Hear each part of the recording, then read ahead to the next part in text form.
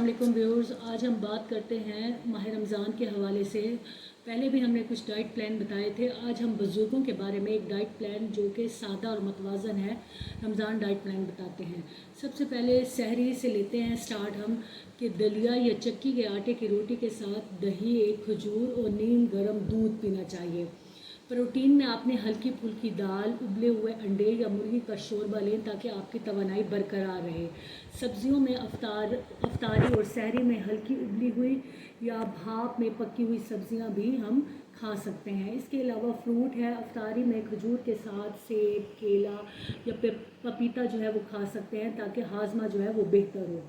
इसी तरह से दिन भर की कमी जो पानी की हो जाती है उसको पूरा करने के लिए अफ्तारी से लेकर सहरी तक वक्फे वक्फे से 8 से 10 गिलास पानी पिएं। हल्की अफ्तारी, चटपटे और तली हुई अशिया से आपने परहेज़ करना है।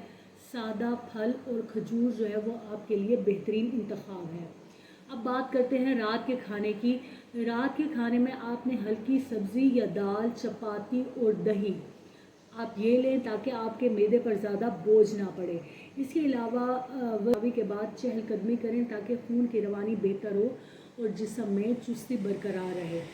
तो ये आज का एक सादा और मतवाज़न रमज़ान डाइट प्लान है जो कि बुज़ुर्गों के लिए है। उम्मीद है आज की वीडियो आपको पसंद आई होगी। मुझे वीडियो बनाने में कुछ टाइम लग गया, कुछ काम और मसरूफियत थी, इसकी वजह से मैं जल्दी वीडियो नहीं बना सकी, लेकिन अभी भी 10 दिन बाकी हैं। उम्मीद है कि आप इस डाइट प्लान पर अमल करेंगे। अगर आपने अभी तक चैनल को सब्सक्राइब नहीं किया और बेल आइकन को प्रेस करें ताकि हमारी आने वाली नई वीडियो आप तक बर वक्त पहुँच सके। आपका बहुत शुक्रिया।